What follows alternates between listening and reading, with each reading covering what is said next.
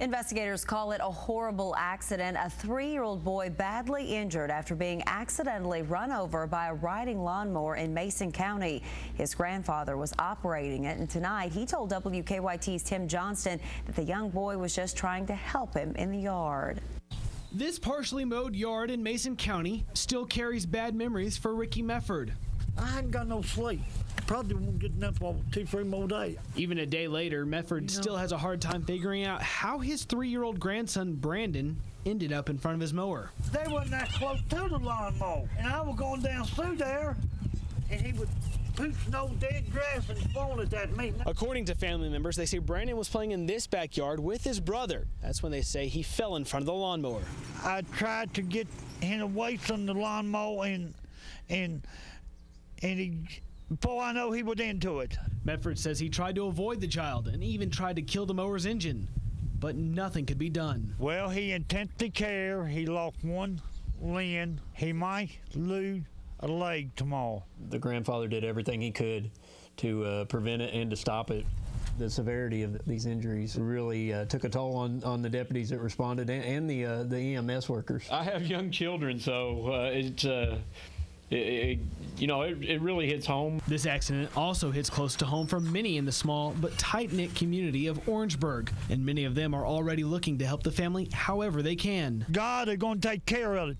But now this family just hopes their small child will pull through. In Mason County, Tim Johnston, WKYT 27 News First. And family members tell us that the child is expected to have another surgery tomorrow. The consequences can be deadly. Every year, roughly 17,000 children are injured by lawnmowers. But this 3-year-old is defying the odds. He is a living example of the dangers of children and lawnmowers. Tonight, WKYT's Tim Johnston shows us his first step toward recovery. A trip to the Cincinnati Zoo for any other kid is a great day, but for 3-year-old Brandon Mefford, it's a miracle. I immediately thought he was going to die. Since April 4th, Brandon's whole world has been here in this hospital bed, surrounded by doctors, nurses, and pain. It's definitely the worst experience I've ever had in my life. When Mefford got to the hospital, she didn't know what to expect. He got run over by a riding lawnmower. He's 3 years old. Look how little he is. Brandon had his arm amputated above his right elbow, and doctors braced the family for more troubling news. Well, then the doctor come in and he said, I need you to come sign this consent form, and I was, well, what for? And on it said right foot amputation. That's the worst feeling ever, is to have to give the doctor consent to cut your kid's foot off. It just sounded big. His leg was a lot harder to explain than his arm. He took his leg very hard when he seen that he had no piggies. With 7 surgeries already behind them, Brandon's mother now worries about the future. The song, if you're happy and you know it, clap your hands.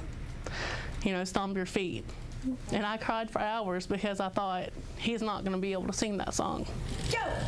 But Brandon's not one to stay down. This is his therapy. So we just kind of get up and go and walk and run and chase and go outside, and he likes the basketball hoop. Yeah, so it wears me out for sure. But it's good. He does a great job. You want to go in here? 1, 2, 3. Oh, good job. Make him dance.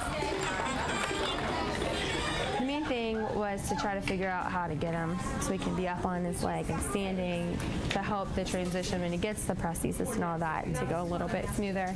For Brandon, therapy looks a little like playtime, but each element has a purpose. No? No? It's not playtime? It's not playtime. 1, 2, With each 3, kick he 4, takes, 5.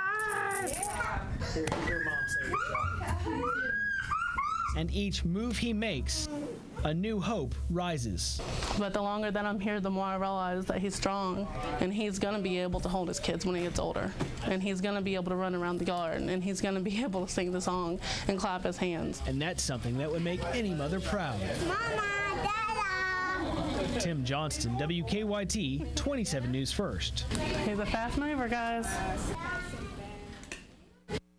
Get out of his way, looks like. Well, good luck to him. And Brandon's mother says the good news, they expect to go home Monday, May 21st.